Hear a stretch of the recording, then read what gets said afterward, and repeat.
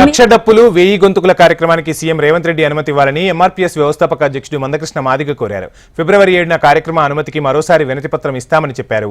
Guinness book లో చోటు దక్కేలా కార్యక్రమం ఉండబోతుందని మందకృష్ణ మాదిగ చెప్పారు. చెప్పుల తయారీ, డప్పు వాయిద్యం తమకు వారసత్వంగా వచ్చాయన్నారు. తమ మూలాలు కాపాడుకునేందుకే త్వరలో సాంస్కృతిక కార్యక్రమం చేపడతామని చెప్పారు.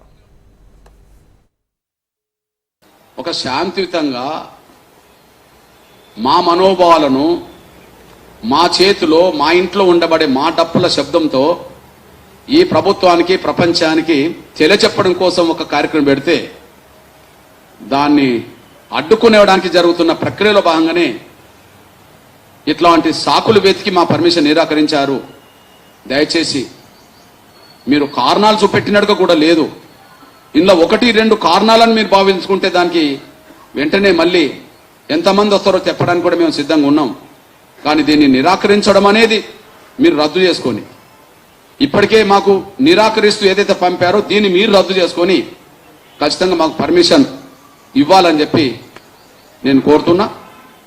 ఈ విషయాన్ని గౌరవ ముఖ్యమంత్రి రేవంత్ రెడ్డి గారికి, గౌరవ డీజీపీ గారికి, గౌరవ సోదరులు కమిషనర్ ఆనంద్ గారికి నేను విజ్ఞప్తి చేస్తున్నా.